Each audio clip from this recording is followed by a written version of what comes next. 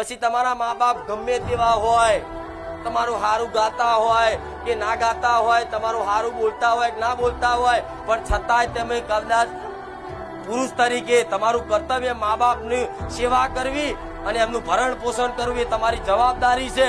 ભલે મા બાપ ગમે તેવું બોલે ને એની બાજુ ના જોતા ઉપર બેઠેલા મા બાપ ને જોજો, એ તમારો હિસાબ કરશે. આ જમાનો આવો છે, તમને કોઈ જસ નહીં હાલે.